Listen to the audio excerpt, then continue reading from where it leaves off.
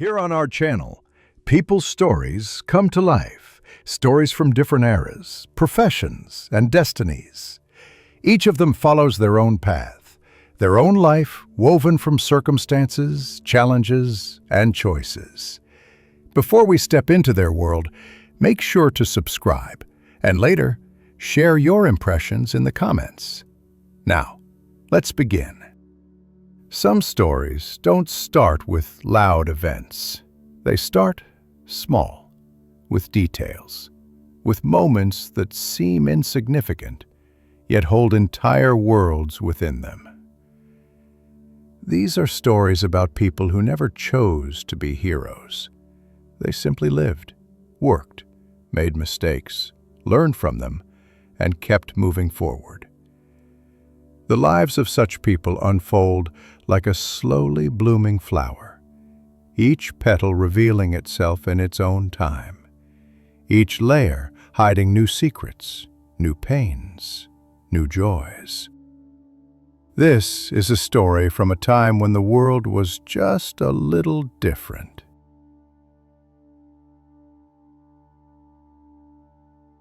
The year had no need for counting then.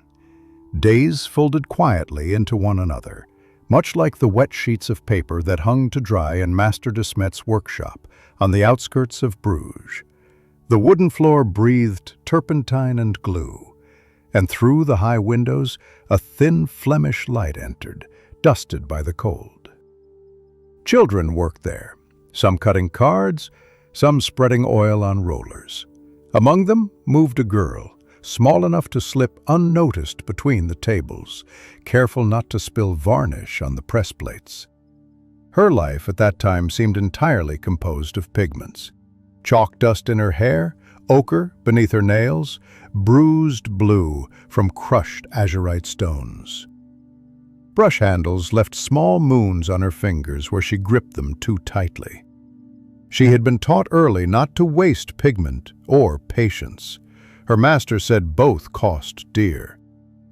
Yet he also admitted, rarely and never when others listened, that her strokes were cleaner than most journeymen's. Each morning began with the bell of St. Salvator cutting through the fog, leading her feet across the canal bridges to the workshop. Geese passed in rows beside the dike. She liked their nervous chatter. It made her think the world was awake. From time to time, she paused at the baker's window to smell the crust of rye loaves she would never buy. There was a rhythm to these mornings. Footsteps, bridge creak, a low hum of water, that she came to trust more deeply than words or faces. Inside, the apprentices rarely spoke. The presses coughed endlessly, churning out prints of saints, soldiers, bishops, and blushing angels for the church bazaars. Work was measured not in hours but in finished sheets. To work fast meant to eat. To work well meant to stay. She had learned both. Still, she drew for herself in the secret minutes before dusk, tiny sketches on scrap paper, saints who smiled, kings with crooked crowns. The printer's lame son, Hendrik, sometimes found her drawings and laughed, saying they looked too alive for church walls. He liked to tell her his dreams while she cleaned the brushes, stories of bridges that sang in the night, of playing cards that talked when no one looked. She laughed then, but remembered all his tales. Later, when her own life bent around strange superstitions, those childish stories would return like forgotten prophecies. The workshop was not cruel, but it was indifferent. Apprentices came and left. Some joined the militia, others vanished into taverns or ships. She stayed, quiet and enduring. Her humor was dry, born of fatigue. It kept her company when kindness did not. She smiled at mistakes no one else saw, hummed tunes she barely remembered, and always bowed slightly when speaking to the master's wife. Women in the trade learned early to keep their softness hidden, like loose threads tucked beneath a sleeve. Her one careless act happened one late winter evening. She had stayed past curfew, finishing a batch of holy cards, St. Joseph, hammer in hand, surrounded by lilies. Feeling bold, she drew a different scene on the last blank sheet. A woman kneeling by a river, face turned toward the moon. The image had no model, no scripture, no purpose but her own longing. She left it under a drying rack and forgot it until morning. By then, Hendrik had found it. Proud and teasing, he had shown it to the master, declaring it heavenly. The master saw only disobedience. He scolded her for wasting paper, for inventing images not ordered, not paid for, certainly not approved by any priest. The punishment was small, no pay that week. Yet the shame stayed longer. She realized that beauty, when unrequested, could turn into offense. After that, she hid her imagination behind obedience. What she thought during work, she never voiced. But she began noticing more. The thin lines of fatigue under her master's eyes, the tremor of his hand when pressing new plates, the sighs of his wife when customers haggled. The world was not made only of color. It was made of small resignations. She sensed then that skill alone could not lift one out of poverty. There must be prudence, caution, and some charm of luck. Her friendship with Hendrik softened the days again. When snow covered the canal bridges, they shared bits of dry bread or stale raisins from the shop. She painted small tokens for him, card-sized charms with colored borders, suns and wheels, which he claimed guarded his sleep. He said dreams had shapes, and sometimes her drawings fixed them in place. She smiled, not believing it, but kept making them. Every craftsman, she thought, needs to believe his work holds a touch of protection against the world's indifference. As the girl grew into her trade, Bruges itself seemed to grow smaller around her. The markets repeated the same faces. The river wore the same skin of green. Only color changed. Spring washed the bricked walls pink. Autumn rusted them to brown. The city's bells dictated her life. The early chime meant work. The late one meant hunger or repose. The churches spoke of salvation, but she understood something else. Redemption arrived only with the master's nod and a coin in hand. By the time she could mix her own pigments without guidance, the workshop had lost half its apprentices to cheaper presses in Ghent. She began taking extra work, painting house signs, small tokens, any commission that let her buy candles to work at night. Hendrik's health worsened. His limp tightened into stillness. In his last weeks, he asked her to paint one more image, a card showing a man sleeping by a road, a star above him.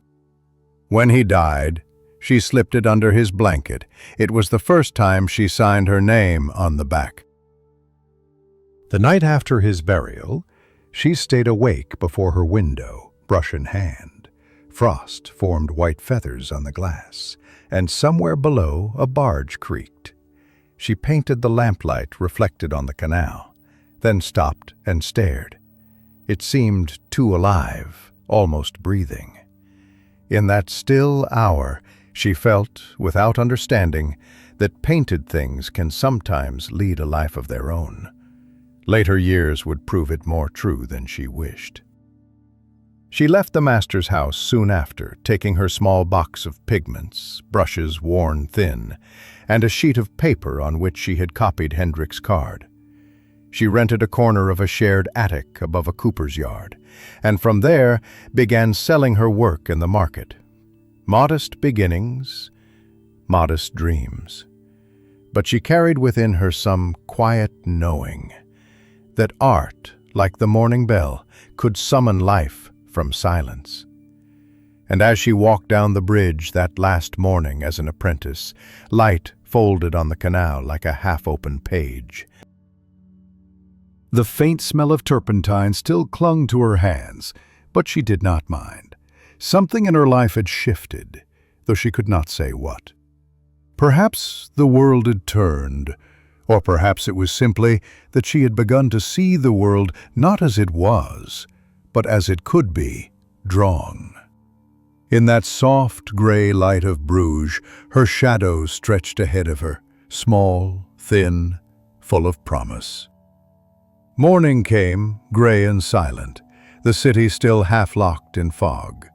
Bruges stirred slowly, like an old tapestry shaken from sleep. Along the canal, shutters opened one by one, letting out the smell of boiled milk and dye-soaked cloth. She lived now above a cooper's yard, in a room small enough that turning required care, but high enough to catch the pale shimmer of the canal water outside the window. From there she could hear carriages crossing the bridge, the murmur of traders, the soft tap of a cobbler's hammer below. The city's rhythm had become her own. The sun, when it appeared through the mist, laid a stripe of light across the opposite wall. It caught the curled corners of her cards, saints, cherubs, farmers, and hands of playing suits, each one no larger than her palm, each one a little promise of survival. She had spent years since leaving her apprenticeship, learning how to make beauty quickly. Every brushstroke was a calculation of time against hunger. Oil paint stretched with vinegar, rough paper pressed flat under the weight of her knees. She had little, but her work found buyers. Merchants traveling through, tavern keepers wanting something lively, or sailors who believed a painted card could cancel bad luck. The trade was modest, but it fed her, enough to buy bread and a candle each evening. Her sense of humor kept her company, a quiet wit she shared with no one, except perhaps the cat that wandered the roof.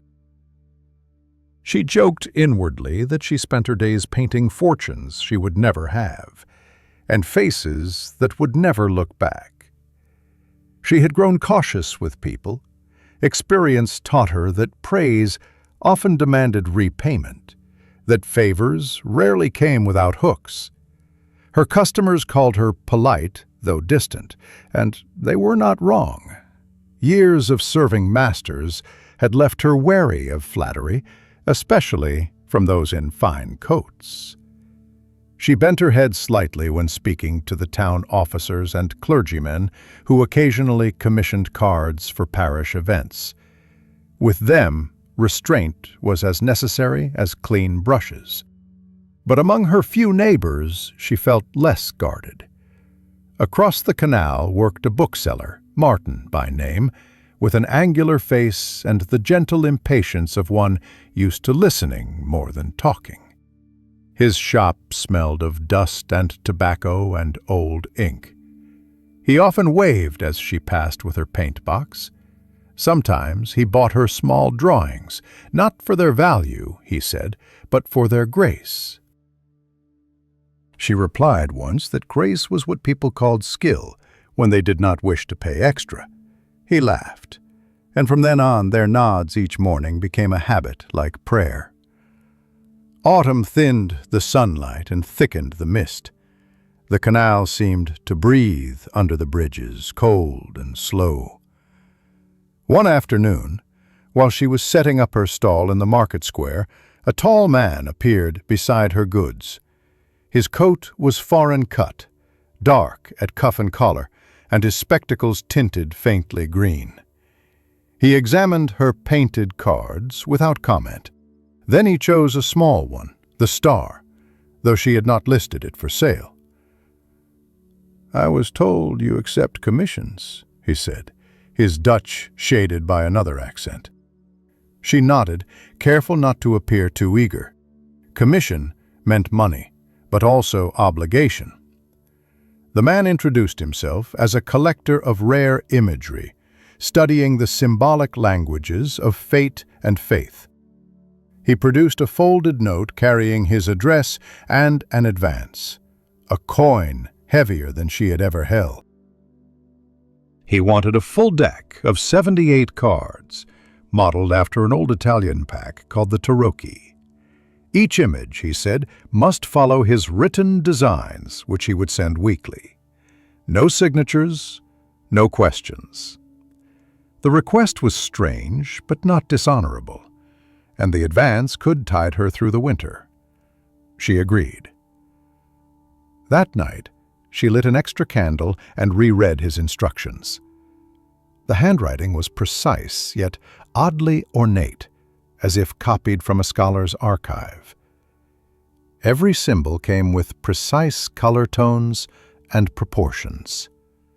One, titled The Wheel, required vermilion mixed with ash gray, an unsettling combination in any painter's palette. She began that week. At first, she thought of it only as work. Tarot, after all, was fashionable among the curious and the bored. She had painted stranger pictures for money: saints with dog heads, angels wearing monarch crowns. Still, these cards felt different. Perhaps it was the discipline they demanded: fewer flourishes, more balance. Or perhaps it was the way the images stayed in her mind long after she cleaned the brushes. Her days settled into quiet order. She woke at dawn, bought a crust of bread and chicory coffee, then painted until dusk. When her hands cramped, she stretched them by the window and watched barges drift slowly through the mist.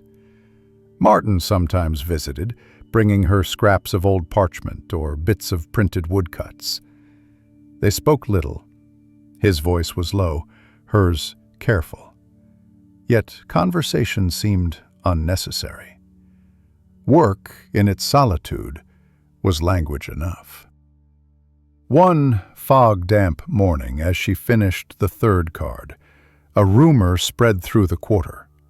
A merchant's barge had overturned near the western lock, drowning 2 workers. The story reached her while she was mixing pigment for the next illustration, the ship. She paused and glanced at her unfinished drawing. A vessel tipping against dark water, a small figure falling overboard. The coincidence pricked her, but she dismissed it. Bruges lived on mishaps. Each week brought news of some canal tragedy. Still, that night she found herself uneasy. She moved her cards to the window, letting moonlight spill across them. The painted faces seemed to shift faintly under the light, as though alive with quiet intent. She laughed at her own nerves, muttered that work seen too long by lamplight begins to stare back. Yet she could not quite sleep. The next days passed with less ease. Letters from the collector continued, each scribed with uncanny precision. His descriptions grew darker: towers in flame, hooded figures, swords and blindfolds. She wondered whether he painted such visions himself or merely studied them, but she did not ask. A craftsman learns not to question a client's taste. Payment came steadily. That was enough. In the evenings, she joined Martin as he locked his shop. They walked along the canal, exchanging talk about weather, gossip, and books. He once asked if she ever wished to leave Bruges, to paint in Paris or Antwerp, where art walked prouder streets. She smiled faintly and said she could not imagine painting sunlight anywhere else but here, where it reflected twice, once in the sky, once in the water. He nodded, perhaps understanding, perhaps not. With December came frost. The city exhaled smoke, and even the belfries looked frozen. She worked wrapped in blankets, her breath visible above the table. The tarot deck reached 20 cards, each safely delivered through an intermediary, a silent coachman who never removed his gloves. Sometimes she tried to guess what sort of man ordered such somber work. A scholar, perhaps, or a collector trying to amuse noble friends. Yet part of her felt watched, evaluated as much as employed. One evening she walked home through dense fog. The canal was a mirror of smoke. Bells sounded distant, muffled by damp air. Near her door she saw something glint in the road, a coin stamped with the same seal as those in her payments. She picked it up, turning it between fingers chilled from cold, and noticed faint scratches along its edge. A serpent devouring its tail. The mark was familiar. She had painted it days earlier, on a card titled Eternity. At her window the candle moved restlessly in its glass, as if aware of her gaze. She thought of the barge accident, of strange instructions, of symbols recurring without reason. Then she shook her head. Superstition belonged to those with more time and less hunger. She tidied her desk, folded the payment, and dipped her brush again. Yet, as she drew the next figure, a man balancing scales over a kneeling crowd, she felt a ripple of unease. The expression she gave him was neither kind nor cruel, only waiting. The sound of the water below became rhythm to her strokes. The fog thickened outside, blurring the world into shades of gray. Somewhere, not far, a bell rang again. Final toll before curfew. She paused, listening. The air smelled of charcoal and damp linen. Her hand trembled slightly, enough to leave a faint line across the man's cheek on the card. A scar, unplanned. She almost repainted it, but decided to leave it. Flaws sometimes hold truth better than perfection. Then, without knowing why, she whispered a line Hendrik had once told her, that drawings born at night keep the dreams of their creator. The soft hum of the canal answered back, patient and deep. She put down the brush, folded her arms for warmth, and looked out at Bruges, a quiet maze of bridges, chimneys, and mist sitting between the seen and unseen. The next morning her table smelled faintly of rain, though the window was shut. And the card, now dry, seemed older than its hours, as if it had always existed, merely waiting to be found. The fog had grown thicker by the time winter melted into spring. The canals ran high and sluggish, their surfaces trembling with pale reflections of the sky. Life in Bruges resumed its hum. Traders returned to their stalls. Bargemen shouted from bridges, and the painter found herself surrounded again by noise and color. Yet beneath all that renewal lay a subtle unease, quiet as a heartbeat. By then she had finished nearly half the deck, 39 cards, sealed in neat parcels and sent through the gloved messenger who appeared at her door each fortnight. The man never spoke except to confirm delivery. His silence had become as steady a presence as the ticking of her wall clock.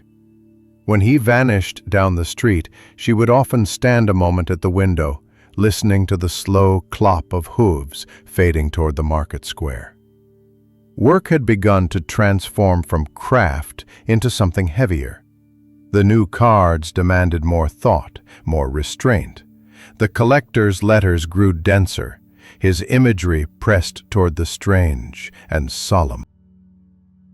Flames, rain, blindfolds, and circles of unfamiliar symbols filled his sketches.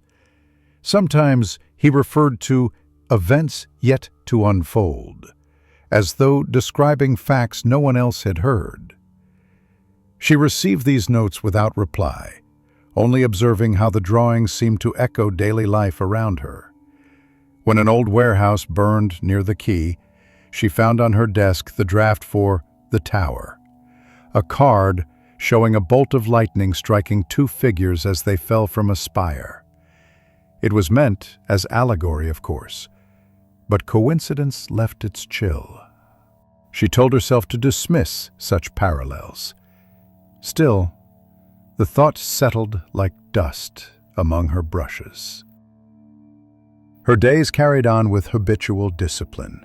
She rose at dawn, heated water on the small stove, and ground pigments to a fine paste. Vermilion stained her fingertips. Ultramarine left its trace along her nails.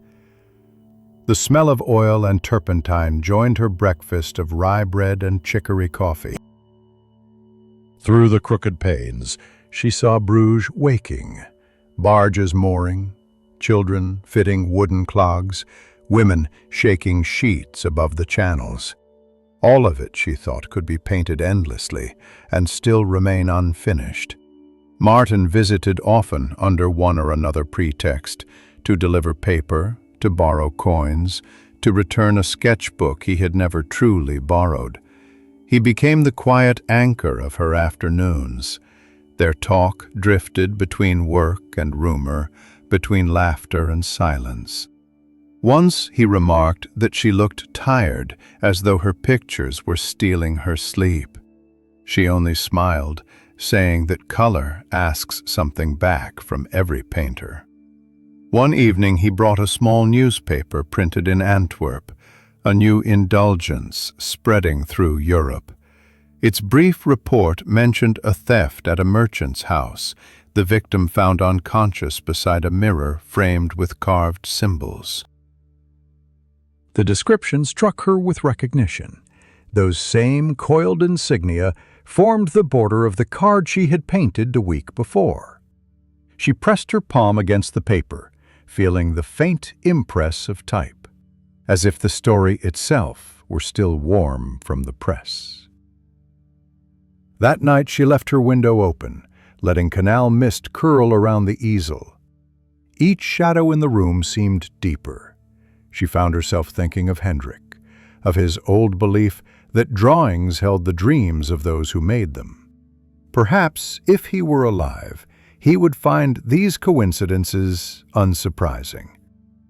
Still, she felt a growing unease toward her own hands, tools of something she did not fully understand. As weeks passed, added details in the patron's sketches no longer seemed decorative. Positions of bodies, expressions on faces, background angles, all precise, as though copied from real scenes. She wondered whether he watched the city himself or sent others to observe. Curiosity turned gradually to apprehension. When a boy drowned near the bridge one Sunday, she noticed his profile in one of her unfinished cards.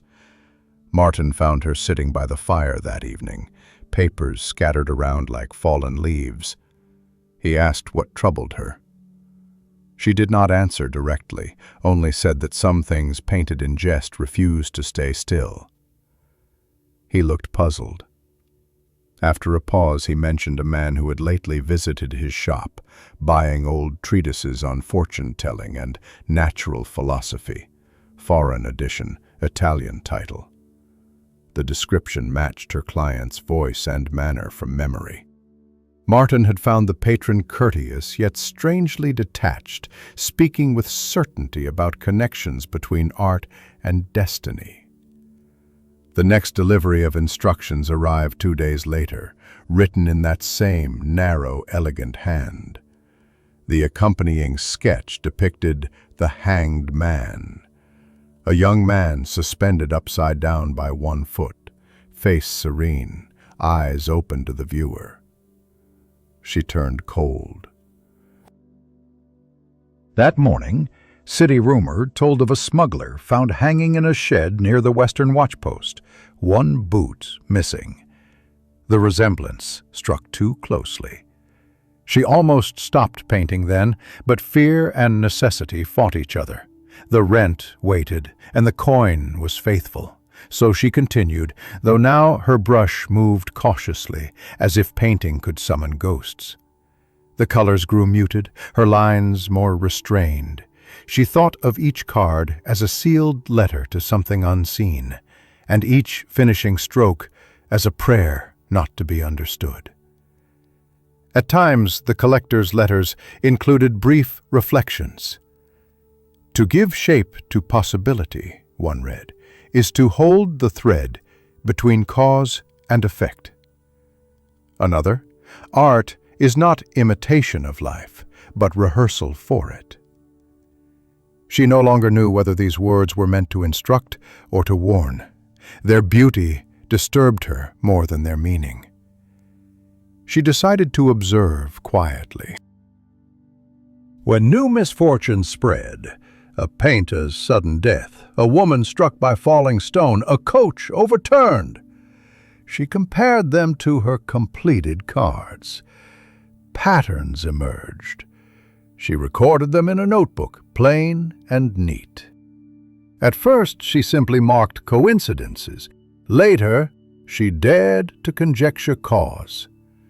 Each time, the interval between her painting and the event shortened, as though the cards anticipated the world a little faster.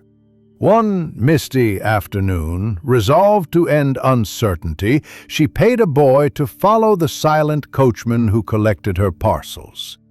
The child returned breathless, claiming the man had delivered them to the old quarter near the Béguinage, to a large house with covered windows. She recognized the description. It belonged to a property recently let to a scholar rumored to have come from Liège. Among the townsfolk, he was considered eccentric but harmless. Her next commission confirmed the truth. It bore his own seal this time, a serpent biting its tail, impressed on the envelope with heavy wax. Such symbols began to appear throughout her surroundings, as if Bruges itself had taken notice. Carved on a door lintel, etched in chalk near the quay, once even traced by frost on her window. Sleep grew difficult. Each night she heard the slow rhythm of the canal under her room like breathing, and within that rhythm another pulse, quick and irregular, as if the city heart and her own were entangled. In early spring, she received the draft for The Sun, showing a walled garden, two figures holding hands, and behind them an unfinished tower split by banners. The design's cheerfulness felt hollow. That same evening, fire broke at a print factory near the market. Smoke tinted the sunset copper. From her doorway she watched sparks scatter, forming brief constellations above the canal. For an instant, the reflection in the water looked exactly like her painted card, the same blazing sphere, crowned by falling streaks of gold. She stood long after people had gone indoors, the air thick with the scent of burnt dye and melted wax.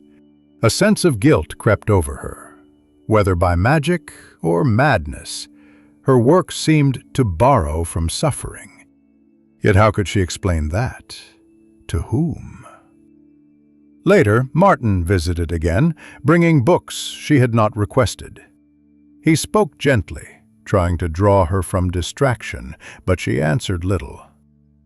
Only once, noticing her palette mottled with gray and red, did he ask if she no longer used brighter paints. "Brightness blinds when trusted too much," she said quietly, and set the brush aside. That night she wrote a letter to her unknown patron, short and deliberate.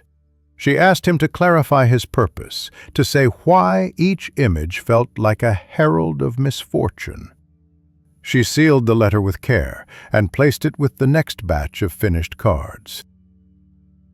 The messenger took it wordlessly, vanishing into the usual fog.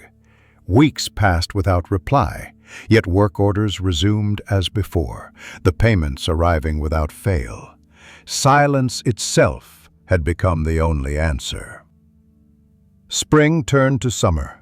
The canals smelled of silt and lilies, and sun fell bright on the roofs, yet she felt a weight behind every clear day, as if light had begun to pierce rather than warm. She painted now with a kind of resignation, aware that her art might be recording lives not yet lost. One midnight, she dreamt of walking along the canal. The moon's reflection doubled on the water. A deck of cards floated there, face up, images flickering in rhythm with her heart, each one breathing faintly. She woke before dawn and stared at her table. Every card lay exactly as she had left it, yet the room carried a faint smell of smoke. When the bells rang for morning prayers, she found herself at the easel again, mixing colors she had not meant to mix, painting shapes half-remembered from the night. The world outside the window glowed with mist, ordinary and eternal, while within the room, each unfinished stroke seemed to whisper that chance was no longer chance. It was instruction. And though she tried to reason with herself, to believe it was fatigue or imagination, a thought persisted with steady patience that the power guiding her hand was not invention, but record, and that her commission was no ordinary employment at all. Early mornings brought an unfamiliar stillness to Bruges that year. The canals, once loud with barges, now reflected only the smoke of low chimneys and an emptiness the townsfolk could not name. Some blamed taxes, others a restless wind from the sea. To her, it felt as though the city were holding its breath, waiting for something to change, but unwilling to move first. Inside her narrow room, the painter leaned over a card that would not behave. The paper was rougher than the rest, dull in tone, its surface resisting every layer of pigment. She had spent half the night coaxing it into life and failed. The more care she poured into the figure, the more it resisted her. She called this card Temperance, though the collector's notes had given it another title altogether, The Balance Restored. Its imagery confused her. A woman pouring water from one vessel into another, while her shadow reached forward, not backward, as if time itself had been reversed. Her hands trembled slightly as she mixed another hue. She had begun noticing this faint shake a few weeks earlier, like the echo of some unseen rhythm beating through her blood. Brush in hand, she willed herself to stillness. Outside, light bled into the fog, soft and colorless. The day was beginning once more without her consent. Lately, she painted not for pleasure nor curiosity, but from a strange compulsion. Even when she tried to rest, images gathered behind her eyes: a tower, a hand, a river, a face half lit. She woke sweating, and before breakfast she would already be sketching. The work completed itself now, as though guided by memory rather than thought. That sensation frightened her, but she could not resist it. To stop painting, even for a day, brought headaches and a sense of absence, like forgetting one's own name. She told herself she was simply overworked, that isolation and fumes from the pigments had turned her mind inward. Yet when she washed her brushes at night, the colors swirling in water seemed to form shapes, fleeting, familiar, impossible. The boy from the canal, who sometimes fetched groceries for her, had begun avoiding the house. He said the windows watched him when he passed. She laughed at his superstition, but when she looked outside that evening, she too paused. In the reflection on her darkened glass, the painted faces of the tarot deck seemed to stand behind her, faint but unmistakable. Dozens of eyes gazing outward, as if scanning the street below. When she turned, the cards lay flat on the table, harmless as always. Martin arrived that night unannounced. He looked tired, his coat damp from drizzle. He brought a parcel of bread and cheese, setting it near the stove. His visits had grown more frequent since summer faded, though neither admitted why. "You've heard about the constable's case?" he asked, stirring the air with his hand. She shook her head. "A merchant," he said, "found drowned in his courtyard cistern. Locked gates, no signs of struggle." He paused. "The likeness is uncanny." She frowned, pretending confusion. "What likeness?" He hesitated, then opened his satchel and drew out a small copy of the Moon, the card she had finished weeks earlier. He must have stolen the sketch from her drying rack when visiting. "This," he said, laying it on her table. "A figure bent in water under a crescent sky." The sight of it unsettled her. She had painted it in a rush, unable to recall whose face she had used for reference. Perhaps a passerby glimpsed once. But she felt cornered now by coincidence. She asked where he had seen such things. "Everywhere," he answered softly. Then, after a long silence, "People speak of it, that your cards bring luck to the rich and ruin to the sinful. They say your paint carries confession." She wanted to laugh, but the effort failed. The candle flickered in the draught between them. "Superstition," she said at last. "The world prefers stories to truth. Misfortune needs scapegoats." Martin regarded her through the wavering light. "Do you believe that?" She did not answer. He studied her with quiet worry, then changed the subject, speaking of books, of barges delayed by frost. When he left, she lingered at the window again, watching his figure dissolve into the fog. Later that week, another letter arrived from her patron.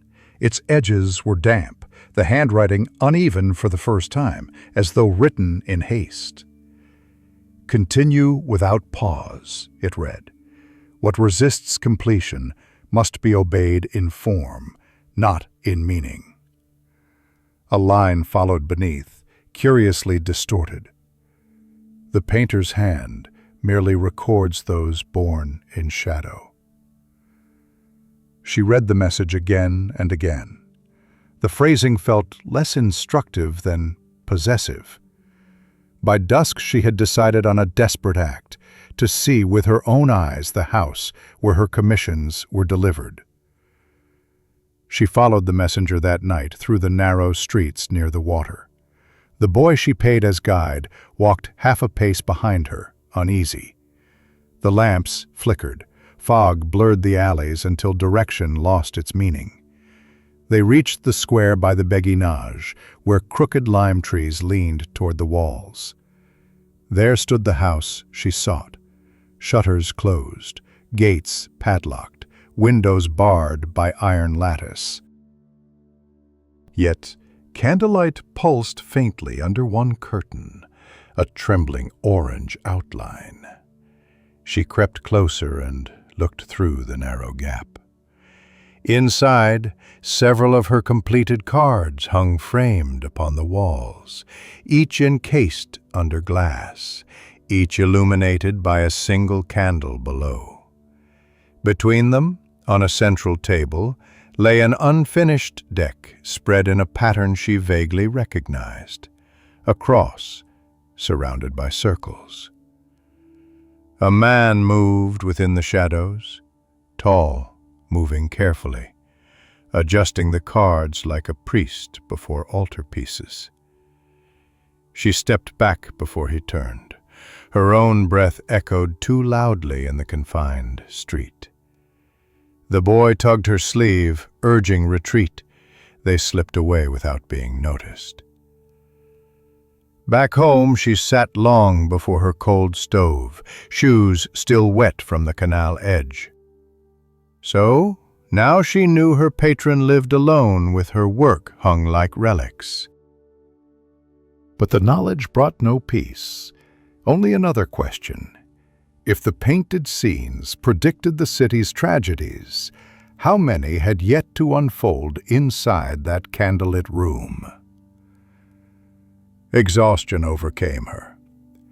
She dreamt again of water, streets submerged, faces pressed to the glass of her window. When she woke, color bled across her table in strange patterns.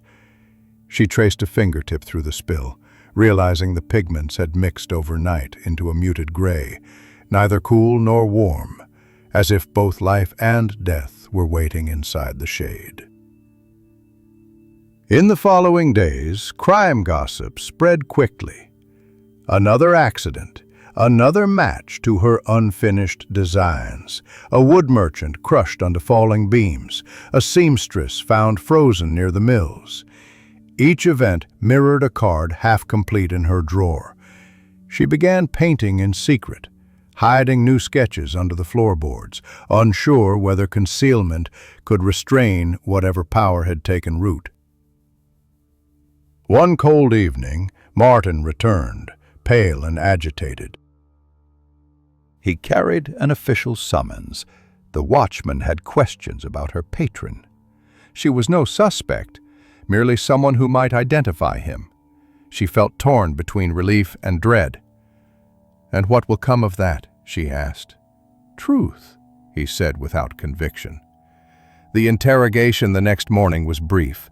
The constable, the same widower who had once bought her smaller works, treated her kindly, though suspicion whispered through his politeness. She described the messenger, the coin marks, the letters sealed with serpents. He listened in silence and made careful notes. At last he asked if any of her cards depicted scenes before they happened. The question seemed casual, but in his eyes lay hunger for confirmation. She hesitated, then said no. Truth would serve no one. Afterward, she left the watch post and walked along the frozen canal. Children's laughter echoed in the distance. Someone played a flute near the bridge. The world went on unmoved, indifferent to her turmoil. She envied that simplicity. At home, she resolved once more to destroy the deck, but her courage faltered. Each card felt alive, fragile as breathing. To burn them would be to unmake something that, in its strange way, had already surpassed her. Instead, she arranged them carefully in rows, staring at every painted face. The figures gazed back, some mournful, some knowing, each carrying resemblance to a passerby, perhaps even to herself. She had not noticed before how often her own features had crept into their design. Light faded, leaving only the candle's hush.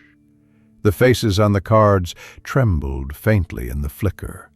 Shadows deepened between them, until outlines blurred, merged, and one shape rose almost imperceptibly from the rest, a reflection of her own posture at the table. For a moment she thought she saw the cards breathing. Then the flame winked, and she was alone again. Outside, a soft drizzle began, stitching tiny ripples on the canal below. She leaned her head against the window pane, eyes heavy with sleeplessness. Somewhere in Bruges a bell rang. Its echo wandered through mist, neither warning nor comfort. She closed her eyes and whispered to herself that tomorrow she would stop. Tomorrow, perhaps, she would paint nothing at all. But deep down, she already knew that was a wish made too late. Spring returned to Bruges, veiled in drizzle and the faint scent of thawed earth. The canals loosened their icy borders, market barges drifted lazily again, and new rumors began to circulate among the painters and printmakers who gathered near the fish market.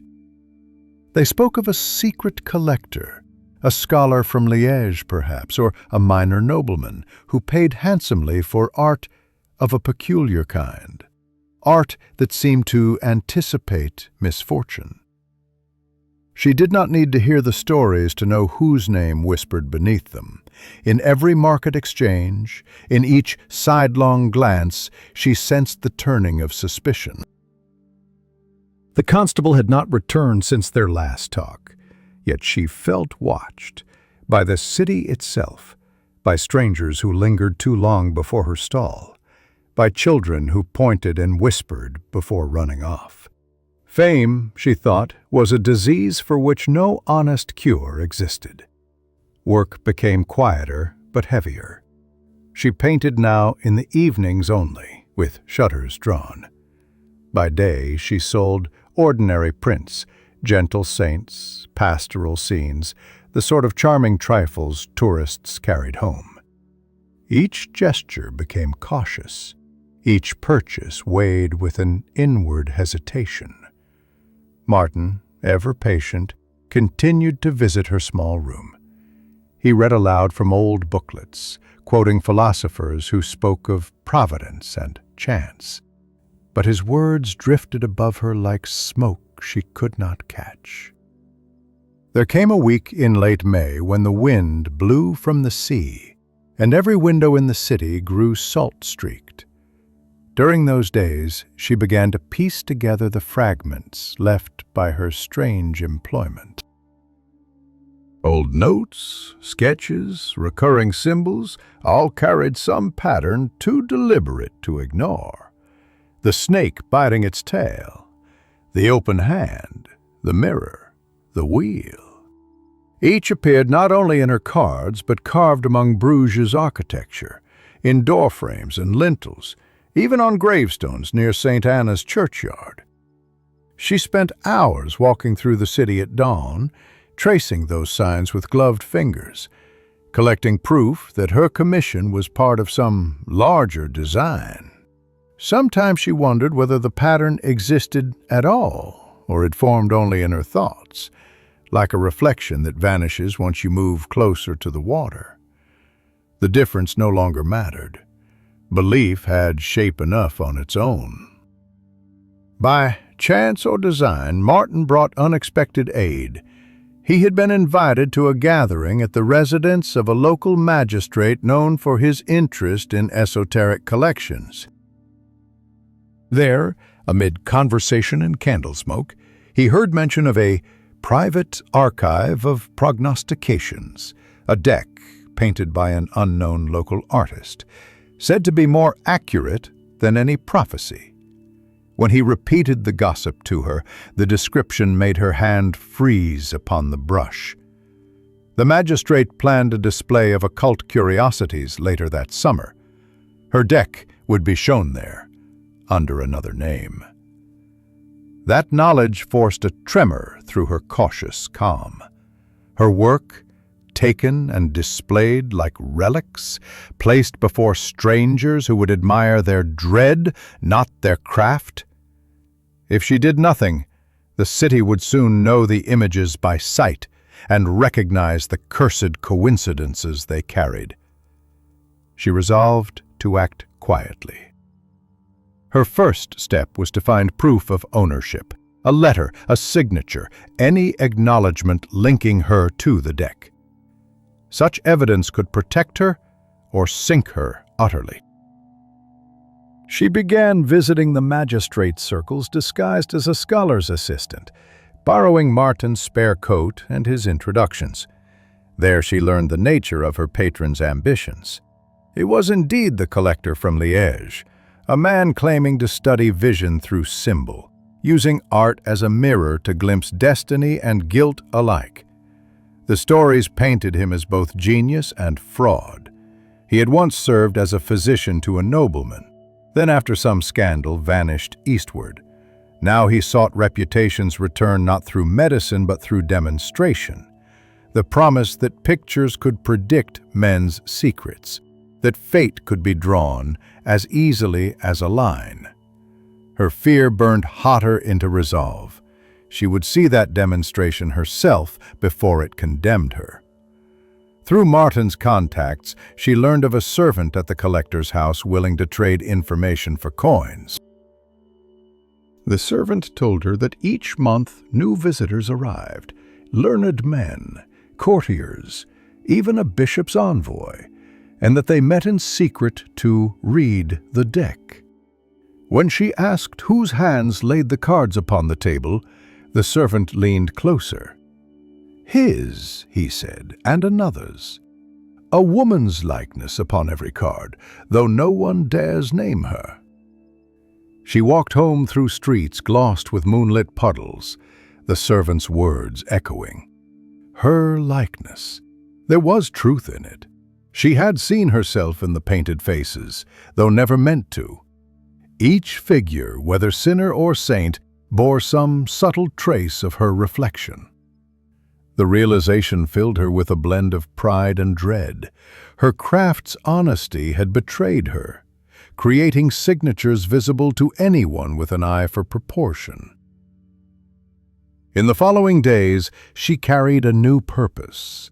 The constable, noticing her unease, sought her out again, this time not with suspicion, but exhaustion. The strange crimes of Bruges continued. Thefts without culprits, deaths without pattern. He had begun to suspect that the collector used the cards not to predict, but to plan. When he asked what she knew, she gave measured answers, yet behind her stillness a decision hardened. No police inquiry, she reasoned, could outpace the collector's influence. The law moved too slowly, and she had painted too many of its misfortunes herself. What remained to her was not justice, but exposure, to turn the collector's own fascination into his ruin. She would use the same art that had bound her to unbind him. She prepared by day and painted at night. Each brush stroke carried both confession and accusation. She recreated one of her original cards, the magician, replacing the faceless conjurer from the collector's sketches with a detailed portrait, his portrait, assembled from fleeting glimpses and memory. Around him, she wove symbols of deceit, serpents, broken scales, and a candle burning at both ends. Gold pigment, rare and dear, filled the edges. A quiet irony, since the collector loved gilded things. When the work dried, she sealed it beneath glass. Her plan was simple, if dangerous, to deliver it through his messenger as though it were part of the ongoing commission. Should he exhibit it publicly, the likeness would condemn him. Should he hide it, his silence would confirm complicity. Either way, his veil would tear. Days passed without a word. Meanwhile, Martin found a trace of the man's name in an academic register. Dr. Adrien Rochefort, former physician, dismissed for experiments upon the soul. The discovery chilled her more than surprise could. It explained the obsession with prophecy. He saw human will as a disease he meant to diagnose. The invitation came soon after, neatly folded, bearing the magistrate's seal. An evening of scholarship and demonstration, to which those of discerning mind were requested. She went wearing her plainest dress, hair tied back, face hidden under a modest bonnet. Within the manor's long hall flickered hundreds of candles above tapestries that dulled sound to a reverent hush. The smell of warmed wax and wine mingled with hints of damp wool and dust. At the room's center stood Dr. Rochefort, paler than she remembered, eyes sharp behind tinted lenses. Before him lay the deck, her deck, arranged in radiating circles upon green felt. He spoke softly to the gathered men, describing the cards as instruments of predictive conscience. But when he lifted the top card to illuminate it before the crowd, the first ripple of murmurs rose. Gold shimmered across the edges, brighter than any other in the set. The card, her latest creation, showed a man's face rendered with unforgiving accuracy. Some guests recognized the likeness instantly. A few even turned their heads toward the collector with unease. His hand trembled slightly, but he did not lower the card. "Art must reveal," he said evenly, "even that which the maker does not intend." She watched from the far end of the hall, her heart quiet but steady. The murmurs grew louder, shifting from curiosity to doubt. The constable stood among them, summoned by her earlier letter that morning. All unfolded as planned and not planned, chance and intention intertwined like threads of gold through gray cloth. By the time the demonstration ended, the collector's reputation had begun to unravel. Whispers chased him out of that hall and through Bruges' narrow lanes. She returned home unnoticed, the rain beginning again over the roofs. At her table, the remaining pigments waited, dull, tired colors, smelling faintly of turpentine and ash.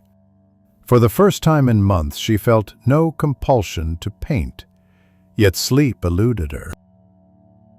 When at last she lay down, images drifted behind her eyelids, cards turning slowly in water, faces dissolving into ripples, gold leaf sinking into the depths like fallen sunlight.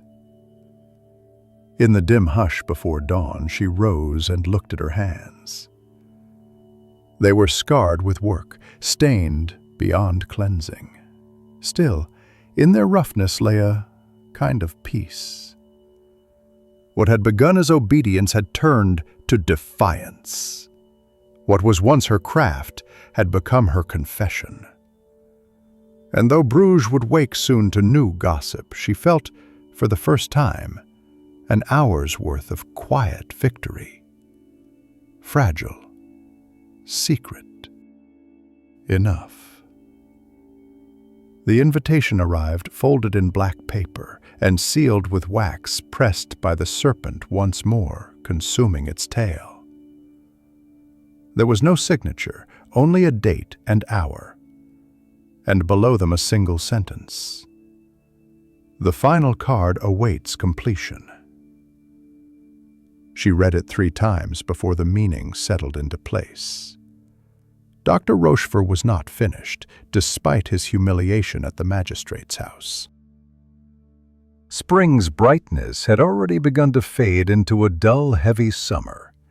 Bruges, close with heat and secrets, smelled of riverweed and tar.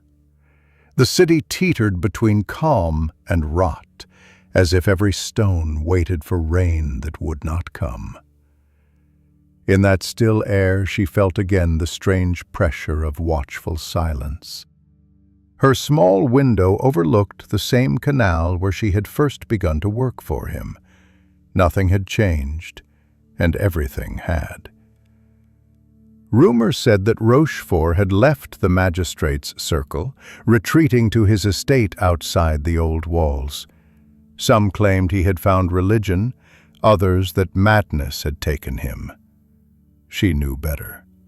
Men ambitious enough to meddle with fate seldom disappeared. They only reshaped the stage around them. The letter's arrival left her sleepless.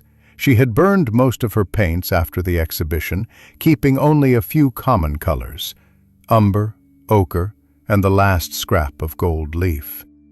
Yet by dawn she found herself grinding pigment again, hands steady despite herself. Habit was faith's twin. It carried her through the hours. She told herself that this one last painting might close the story begun years before, like tightening a thread that had frayed too long in the wind. By noon, she packed her supplies and took the road leading past Saint-Gilles Gate. Beyond the city's edge, the air grew lighter. the fields pale with barley and the scent of nettle. Eventually the manor appeared, dark against the tremor of summer light.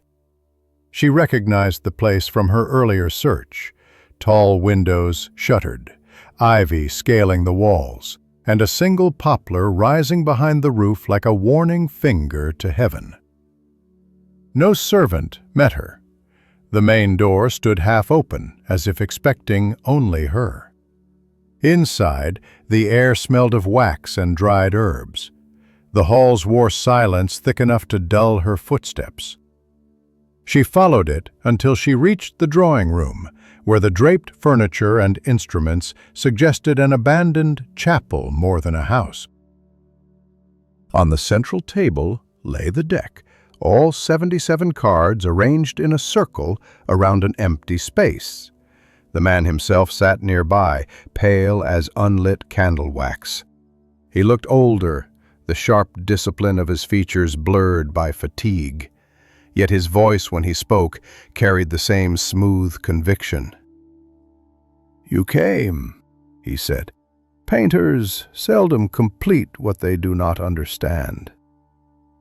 She set her box down carefully but did not answer. He gestured toward the vacant space among the cards. "The 8th card of justice remains. You painted it once and betrayed me with it. But you will paint it again. This time it will be true." Her breath caught like cloth snagged on a nail. "And if I refuse?" "Then the pattern remains open," he replied, "and nothing completes its circle. Not for me, not for you." She wished to think him deluded, yet the memory of the card's strange foresight pressed back. Whether madness or miracle, something threaded them beyond her will. Perhaps finishing this work could indeed seal what had begun. He offered a small sheet of drawing paper, its surface tinted faintly by age. "You may use your own design.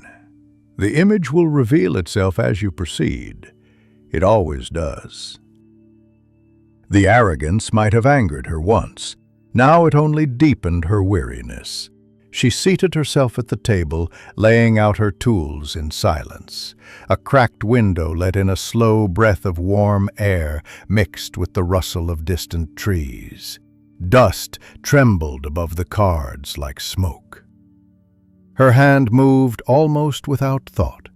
The first lines came easily, looping into balance scales, a standing woman, a faint outline of a sun behind her. She worked steadily, hearing his shallow voice drift from behind, fragments about equilibrium, destiny, and the proper order of guilt. But his words lost shape amid the rhythm of brush and breath. Each dip of pigment into water, each measured stroke, carried her deeper into something quieter and truer than either of them.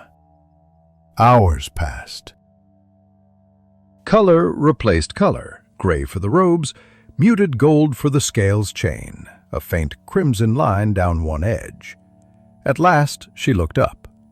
Rochefort was standing now, transfixed by the table, his eyes wide behind the tinted glasses. "It is ready," he whispered. What she saw startled even her. The woman of justice looked almost alive, one hand lifted higher than the other, and beneath her blindfold, the faintest curve of a mouth, neither smile nor sorrow. But the face bore resemblance unmistakable. It was hers, aged by years she had not yet lived. Beneath the figure, a name had appeared in wet gold, Expurgatio. Rochefort stretched a trembling hand toward the card. "Purging," he murmured, "the balance through sacrifice." At that moment, thunder rolled across the horizon, a tremor shaking dust from the chandeliers. A sudden wind pushed through the open window, scattering loose sheets and overturning one candle. Flame caught an edge of drapery before she could move. In seconds, smoke rose black and acrid. Rochefort faltered back, coughing, his obsession breaking into panic. She seized the deck, gathering cards against her chest, and turned toward the corridor. Behind her, the fire spread with frightening speed, devouring the drapes and licking up the dry polish of old wood.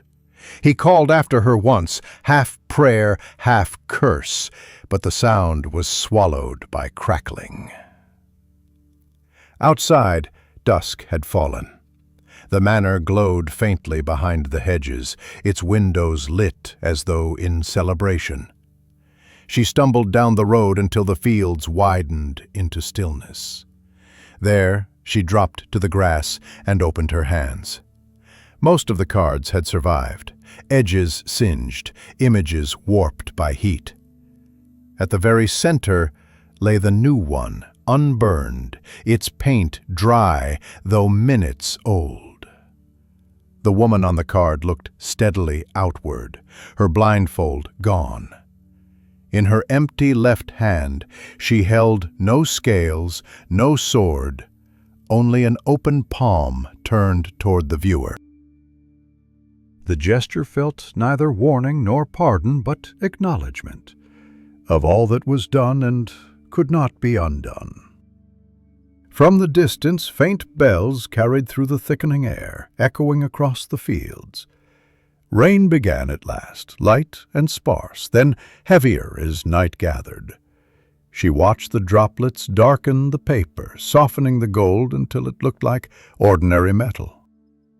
Perhaps that was justice, everything gilded, returning to its true shade once touched by water. She stayed there until the storm passed. By morning, smoke still rose from the direction of the manor, thin as a thread stitched into the horizon. The papers in her lap had turned limp. Colors bled into each other until faces and signs dissolved. She rose stiffly and walked back toward the city along the wet road, leaving the ruined cards where they belonged, in the earth, among puddles that reflected fleeting bits of sky. When Bruges came into view, its towers gray against the lingering clouds, it seemed smaller than she remembered, but kinder somehow. The bridges carried the smell of rain and brewery yeast. Bargemen were already shouting their morning wagers. Life had reasserted itself in the simple ways it always did. At the market, she passed unnoticed among the early shoppers. Her heart no longer quickened at the sight of printed saints or playing decks for sale. She had no need to paint that day or any other soon. For the first time in years, her hands could simply rest, their stains faded into the tone of honest skin. Behind her, thunder grumbled faintly again over the fields, muffled by distance. She did not turn. Justice, whatever form it had taken, no longer asked her to watch. Autumn came early that year, slipping into Bruges with a rain that never quite stopped. The city's stones seemed to sweat moisture, and the canals swelled until water brushed the undersides of the bridges. Everywhere, the air carried the scent of soaked timber and distant smoke.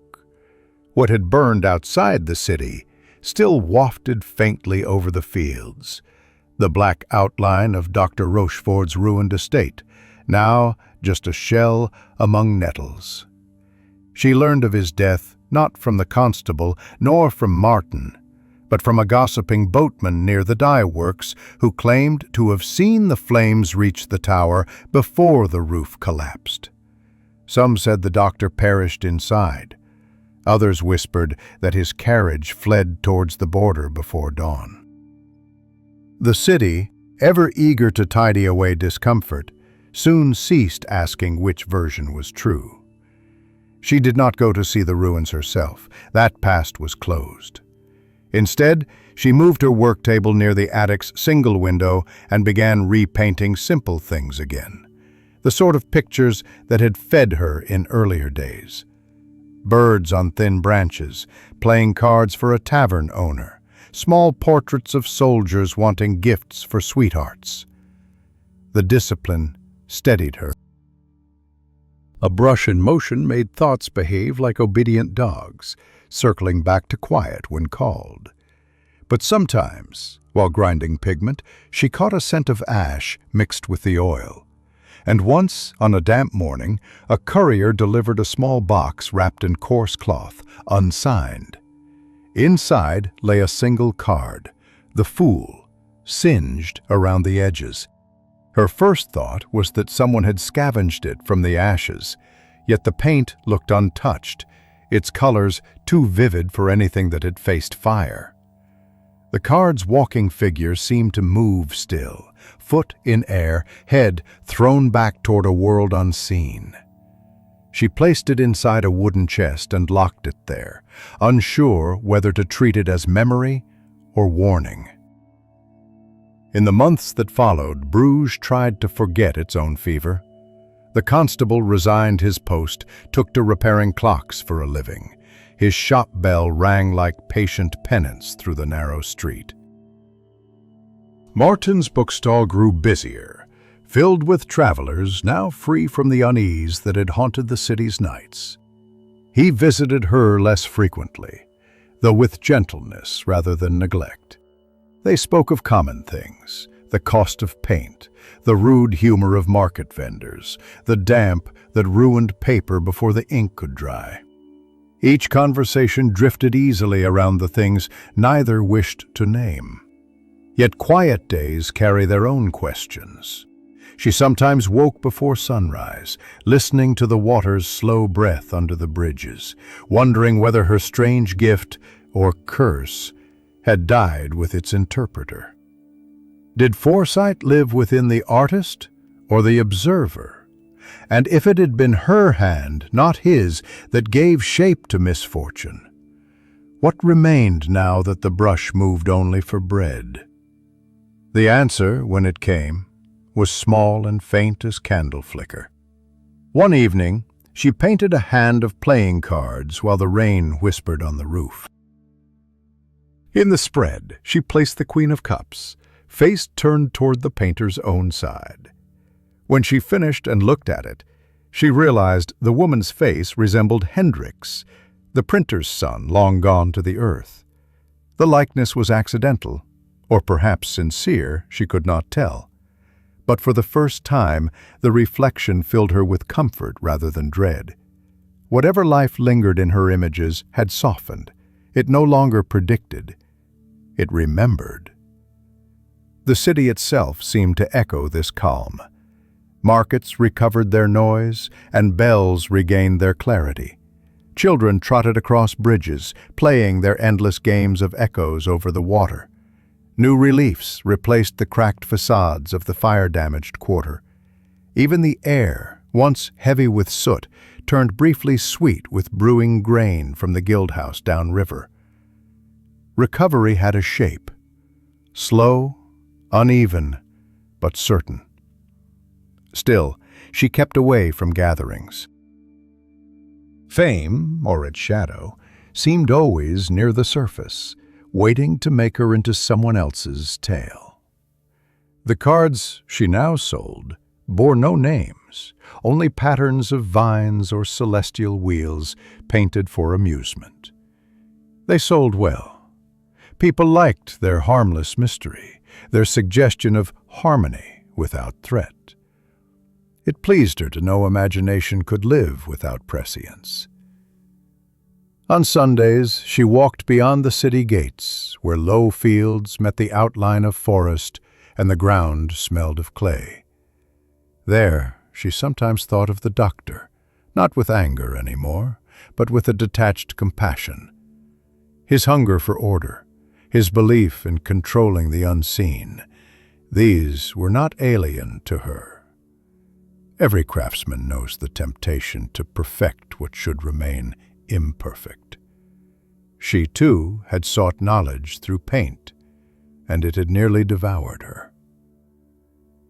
In late November, she found herself visiting the old workshop on the outskirts where her first apprenticeship had begun.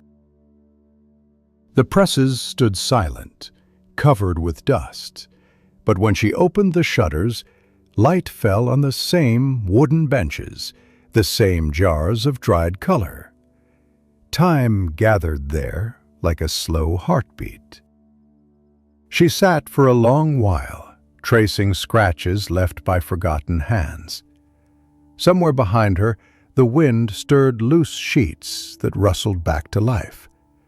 On one of those sheets remained the ghost of a print, faint lines of a saint holding a cup, half faded. She smiled, remembering how hard she had once tried to copy such things, never guessing where they might lead. The air smelled of linseed, and faintly beneath that, of possibility. Life, she thought, is nothing but repetition learned slowly into grace. When she returned home that evening, the sunset bled copper onto the canal. The surface mirrored rooftops and smoke, breaking them softly each time a ripple passed. Her room glowed in that color, the shade between fire and peace. She unlocked the chest and took out the single tarot card, the Fool. Holding it up to the light, she noticed something she had missed before, the faintest bend in the traveler's path, as though the next step led home. She rested it on the windowsill. Night fell completely, and rain glittered faintly where lamp flames touched the water. Behind her lay the stack of ordinary cards, ready for market. Before her stretched the city, breathing, flawed, alive. For the first time, she allowed the candle to burn down without touching her brushes. There was no need for more painting now. The world painted itself well enough. In the morning, perhaps she would begin again, not to divine, not to explain, but simply to see. She sat listening as the rain grew lighter, until it sounded almost like applause fading into silence. Above the canal, Bruges exhaled the last warmth of the day. Smoke rose straight into the sky, carrying no messages, only the honest smell of hearth and craft. In that scent and in the hush between bells, she felt a rare kind of truth, the end not of mystery, but of fear. The year turned gently, as though reluctant to move. Winter departed without resistance, leaving behind a thin crust of frost on rooftops that melted by noon. By early spring, the canals of Bruges ran freely again, and light crept into every misted corner of the city. In that milder brightness, she found the desire to live quietly, not as the painter of omens, nor as the doubtful witness of strange miracles, but simply as a woman among ordinary days. Her old attic had grown colder with time and memory, so she moved beyond the walls to a cottage near the fields, where the air smelled of tilled soil and grain. It was not far from the city, close enough that the evening bells still reached her window, distant enough that she could mistake their echo for the sound of wind in trees. The cottage was small, 2 rooms and a hearth, but sunlight entered easily through the south window, and the beams gathered dust motes that swirled like suspended gold. She painted again, though differently now. Not tarot, not saints, not commissions for merchants or sailors. Her canvases filled with simpler subjects. A loaf of bread cooling beside a knife. A cat asleep in the window's corner. Women washing linen by the canal under pale sky. Nothing in them asked for meaning. They were merely witness, and that sufficed. When neighbors visited, they called her work comforting. Quiet pictures to hang near fireplaces, things that made houses gentler. She accepted the praise with a small smile, but said little, not wishing to be admired or misunderstood. The days arranged themselves around modest routines. Morning began with a kettle rattling on the hook, steam rising from chicory brew. Then work until noon, a short rest, and a walk along the road skirting the canal. Every sight pleased her. The wheelwright's hammer ringing steadily, daisies uncurling along the ditch bank, laundry snapping in the wind. Details gathered within her, as if the world itself were teaching her a new kind of language, one without prophecies, one spoken wholly in light. Still, some nights the old restlessness returned. When wind rose over the flatlands and carried the smell of rain, memories drifted back. The glow of candles over painted cards, the hiss of burning drapery, Rocheford's voice quoting half-meaning riddles. She never denied those memories, but treated them gently, like glass, fragile, already cooled by time. If fate existed, it no longer sought her through symbols. And if visions once borrowed her hand, they had taken with them their hunger, leaving peace instead. From time to time she met Martin at the market, though now their friendship carried the soft distance of two people who shared a history rather than a future. His hair had whitened, yet his posture retained the mild pride of one who had outlived scandal. She bought small books from him, chaplets of psalms or collections of travelers' tales. Once he told her that a painter's name had appeared in Antwerp, showing a style close to hers, though with more polished edges. She laughed and said perhaps the world needed new hands to imagine what she had forgotten. The constable, gray and stooped, visited once as well. He brought with him a repaired mantel clock, a gift for solitude. They shared tea by the hearth, speaking without much purpose. When he left, he paused in the doorway, studying her brushes and jars of paint. "You've made peace with your trade," he said. She answered only, "The trade made peace with me." He bowed lightly, as old men do, and disappeared into the fading light. Years slipped across the quiet surface of her life. The city changed again, though she noticed it less and less. Spires acquired new bells, bridges new stones. Children born long after the fire now played where ashes once blew. To her, Bruges remained constant, a vessel of echoes that never truly emptied. She returned there each month for commission money and small provisions, moving among crowds unrecognized and content in her anonymity. She no longer carried the chest that had once held the cards. It stayed buried behind the hearth wall, sealed with lime. The single fool card she kept pinned by the window, its edges frayed from sunlight. The paint had faded, until the traveler's cloak was almost colorless, but the smile endured, faint and defiant. Sometimes she glanced at it while washing her brushes, feeling no fear, only quiet gratitude that something so old could still look forward. One summer evening she sat by the threshold, resting her hands upon her knees. The air smelled of raspberries and freshly split pine. Far away, the bells of St. Salvator rang, slow, measured, unhurried.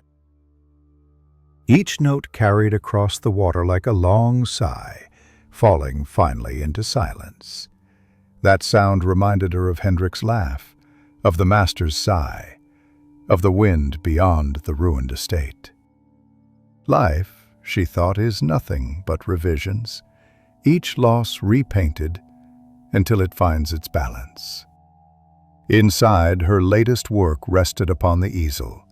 It showed a window open toward a barley field, sunlight striking a glass of water placed on the sill, the reflections scattered into small stars across the table. There was no meaning in it beyond the light itself. Yet the longer she looked, the deeper the stillness grew. It seemed, somehow, an answer left by time to all that had passed unanswered. She closed the shutter slowly, leaving only the last beam of gold stretched across the floor. Outside, swallows looped above the roofs, vanishing into the pale distance. The smell of evening bread drifted from neighboring houses. She thought of her first days as a child apprentice, of inked hands, whispered instructions, St. Joseph's face pressed from a woodblock. The circle of those years returned on itself, though now without ache. When the room darkened entirely, she lit a single candle on the table and watched how the flame bent as if bowing to its own reflection in the water glass. That sight pleased her more than any vision ever had. She imagined the city sleeping, the canals calm, the bridges patient under the weight of centuries. Somewhere, unseen, another young artisan was likely dipping a brush into color, beginning her own uncertain story. The painter smiled at the thought. Creation, after all, was not prophecy but inheritance. Light passed hand to hand, brush to brush. Hers had merely been one turn in the chain. She leaned closer to the window. Beyond the field, dawn already pressed faintly against the horizon, delicate and sure. The glass upon the sill caught that early glow, throwing one last reflection upon her wall, an expanding circle of gold, widening until it touched every shadow in the room. And there, in that modest halo of morning, her story settled quietly into rest.